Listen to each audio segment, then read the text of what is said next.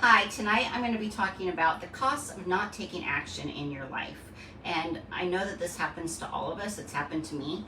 And it's just those little things over time that build up, and it's kind of that compound effect. It kind of just ripples and rolls up and turns in from one little thing to a big thing. And I'm not saying that this starts out with a little thing, but it might be something that's inconsequential to you or that you haven't really thought about. So I'm going to talk about that tonight. I'm Tiffany. I'm your orgasm guru. I am the chief sexinista for Entice Me. And I talk a lot about pleasure because we need to take responsibility for that ourselves. And I really believe that your pleasure and your sex life begins with you. If you aren't happy yourself, then it's really hard to be happy with anyone else. So here's an example of how not taking action to improve your pleasure can show up in your life. And maybe you haven't even realized that this is how it's showing up. So we're going to use an example here of saying that it's fine. Your life is fine, your sex life is fine, but deep down, you really aren't satisfied.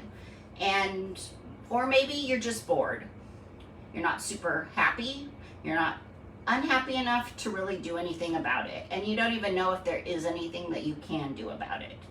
But you just let it ride and you ignore it and you throw yourself into other things because you just kind of numb yourself. You just ignore it. It's not a big deal. I'm not happy. I'm not satisfied.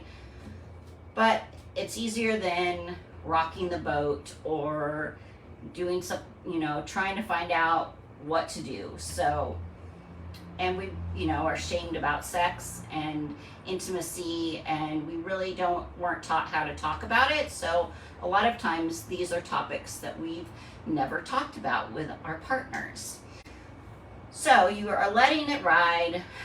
It's busy, it's summertime. You throw yourself into your kids' activities.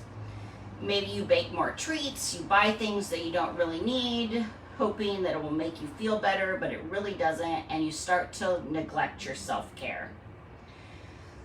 Let's just take one of those as an example and use it for this. So let's just take the kids' activities. Because it's summer, I know a lot of you moms are out there running around to every activity, and school's gonna start, and then it just gets busier and busier.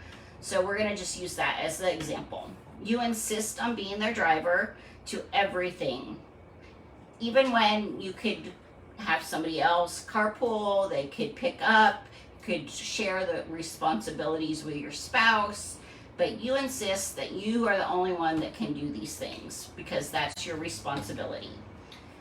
And you attend all of their events, whether it's a soccer game, a ballet recital, softball practice, you want to be there. Horseback riding lessons, day camp, cooking lessons, parents' day, etc., etc. You feel like you need to be at everything to show that you're the good parent. You begin to feel ragged. Run ragged, right? We all know that. You grab food on the go. You're not eating as healthy as you usually do. This makes you feel sluggish. You no longer go out with your friends because you don't have the energy. You aren't taking care of yourself. So you feel disconnected from your friends and those normal routines that you used to really enjoy in those activities. You become cranky and irritated that you have no time. Those walks that you used to take in the summer evenings with your honey, those are gone away and put on the back burner. So you're not having the talk time with your partner. You're not having those holding hand moments, the time that you just have parent time, mommy and daddy time.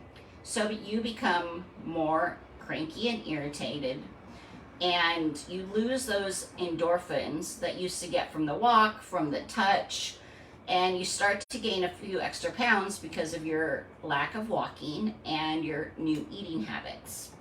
So you feel less confident and you don't feel as sexy naked as you were. And so you avoid going to bed at the same time as your partner, which leads to less romance, less connection, less touching, and less sex.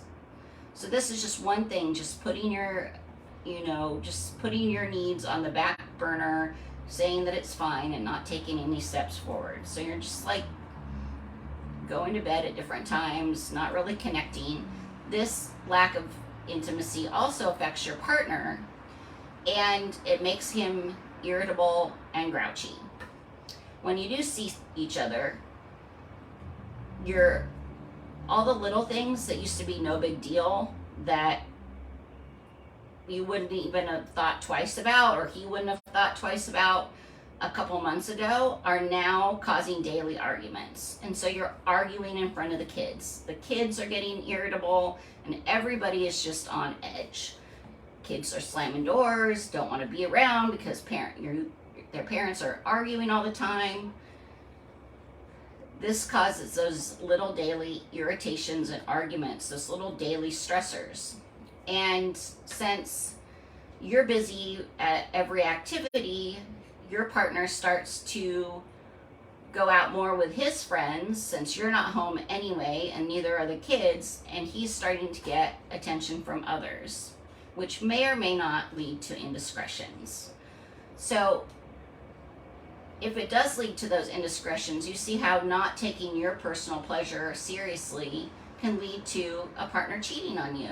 And it's really easy to blame them, but there's always some personal accountability that has to be taken there. So I'm just encouraging you to put yourself first, and to really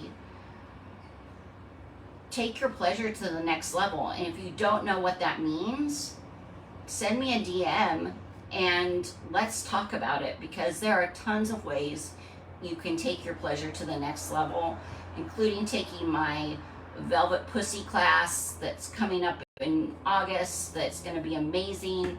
There's toys, products, help your libido, everything. So thank you for coming by tonight. And if you're watching this in the replay, make sure you let me know if you're watching live or replay, and you can either DM me or put some comments below, ask me any questions, and I always come back and answer those. So thanks so much, and have a great night. Bye-bye.